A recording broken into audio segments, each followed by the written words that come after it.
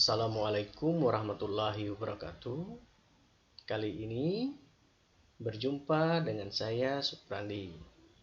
Sebelumnya saya ucapkan selamat berjumpa di tahun pelajaran 2020-2021. Kita berjumpa pada semester 1 ya, yaitu semester ganjil. Kali ini kita akan belajar pada kelas 5, tema 1, organ gerak hewan dan manusia. Subtema 1, organ gerak hewan, pembelajaran 1. Nah, di sini ada teks bacaan. Hari Minggu adalah hari libur sekolah. Namun demikian, menurut Edo, hari Minggu bukanlah hari yang harus dilewatkan begitu saja. Sejumlah rencana telah dia persiapkan, mulai dari memenuhi ajakan Benny untuk berlatih berenang, menemani Lani membeli buku, hingga pergi ke kandang kelinci. Dari sejumlah rencana tersebut, Edo lebih memilih untuk pergi ke kandang kelinci. Setelah membantu ibu membersihkan rumah, Edo pamit untuk berkunjung ke rumah Pak Rudi.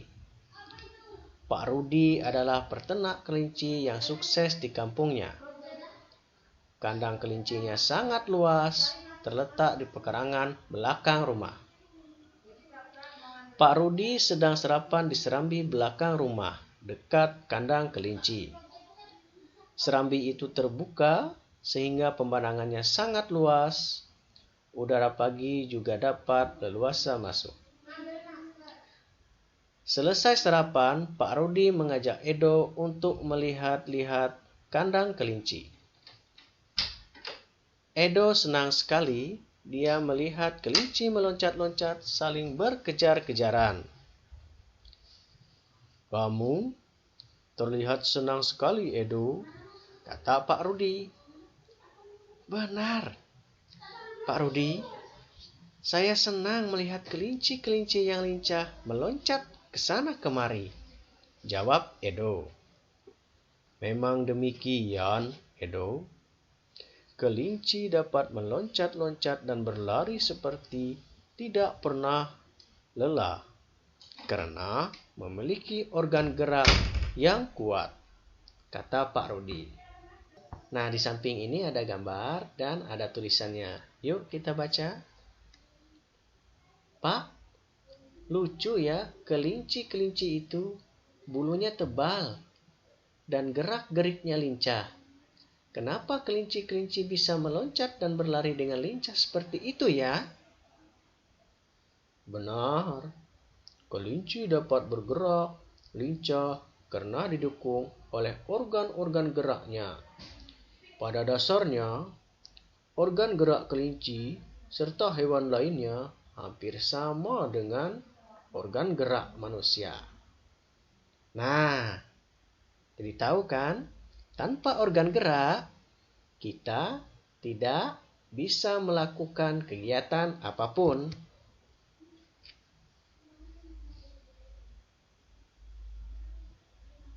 Nah, di sini ada teks bacaan ya. Judulnya organ gerak manusia dan hewan. Yuk kita baca sama-sama. Salah satu ciri dari makhluk hidup adalah bergerak. Secara umum, gerak dapat diartikan berpindah tempat atau perubahan posisi sebagian atau seluruh bagian dari tubuh. Makhluk hidup akan bergerak apabila ada rangsangan yang mengenai sebagian atau seluruh bagian tubuhnya. Gerak pada manusia dan hewan menggunakan organ gerak yang tersusun dalam sistem gerak. Organ gerak berguna untuk berjalan, berlari, melompat, meloncat, memegang, menggali, memanjat, berenang, dan sebagainya. Organ gerak pada hewan dan manusia memiliki kesamaan. Alat-alat gerak yang digunakan pada manusia dan hewan ada dua macam, yaitu alat gerak pasif berupa tulang dan alat gerak aktif berupa otot. Kedua alat gerak ini akan bekerja sama dalam melakukan pergerakan. Kerjasama antara kedua alat gerak tersebut membentuk suatu sistem yang disebut sistem gerak. Tulang disebut gerak pasif karena tulang tidak dapat bergerak dengan sendirinya, tanpa adanya alat gerak aktif yang mempengaruhi tulang. Maka tulang-tulang pada manusia dan hewan akan diam dan tidak dapat membentuk alat pergerakan yang sesungguhnya. Walaupun merupakan alat gerak pasif, akan tetapi tulang mempunyai peranan yang besar dalam sistem gerak manusia dan hewan. Otot disebut alat gerak aktif karena memiliki suatu senyawa kimia yang membuatnya dapat bergerak. Pada saat otot yang menempel pada tulang bergerak, otot tersebut akan membuat tulang bergerak. Nah, teks berjudul Organ Gerak Manusia dan Hewan terdiri atas 5 paragraf. Masing-masing paragraf tersusun dari ide atau gagasan pokok ditambah dengan kalimat-kalimat pengembang. Ide pokok adalah gagasan yang menjadi dasar sebuah paragraf. Ide pokok disajikan ke dalam bentuk kalimat utama. Kalimat utama yang memuat ide pokok ini bisa berada di awal paragraf, di tengah paragraf, atau di akhir paragraf. Contoh, pada paragraf 1 tadi, ide pokoknya adalah salah satu ciri dari makhluk hidup adalah bergerak. Itulah yang menjadi ide pokok pada paragraf pertama atau paragraf ke-1. Sedangkan kalimat pengembangnya adalah, secara umum, gerak dapat diartikan berpindah tempat atau perubahan posisi sebagian atau seluruh bagian dari tubuh makhluk hidup. Nah, berdasarkan informasi dari paragraf-paragraf tadi, ya, yang ada 5, sekarang mari kita cari ide pokok paragraf 2 sampai 5.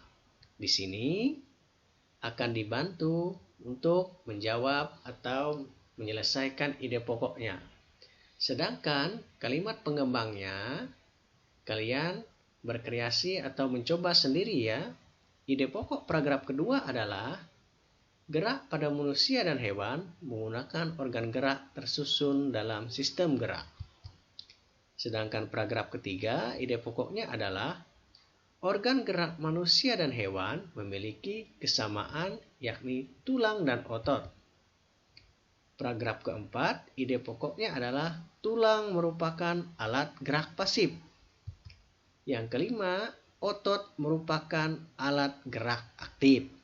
Nah, silahkan ditulis dan dicoba ya untuk membuat kalimat pengembangnya. Nah, sekarang kembangkan ide-ide pokok berikut menjadi sebuah paragraf. Untuk yang pertama ini akan dibantu ya. Ide pokoknya adalah organ gerak terdiri atas 2 macam. Kita buat kalimat pengembangnya adalah organ gerak manusia dan hewan terdiri dari 2 macam. Ada organ gerak pasif, yakni tulang, dan ada juga organ gerak aktif, yakni otot. Tulang dan otot memiliki fungsi masing-masing dalam sistem gerak manusia dan hewan. Nah, untuk yang kedua dan yang ketiganya ini, silahkan ide pokok dari bacaan teks nomor 2 dan nomor 3 ini kalian kembangkan sendiri ya. Nah, hasilnya silahkan ditulis atau dijawab melalui kolom komentar pada video ini. Nah, sekian dulu dari saya Suprandi. Terima kasih. Mohon maaf atas segala kekurangannya. Dadah, sampai berjumpa lagi pada video pembelajaran berikutnya. Jangan lupa like dan subscribe ya, karena itu gratis dan agar kalian nanti tidak ketinggalan pelajaran-pelajaran berikutnya. Bye-bye.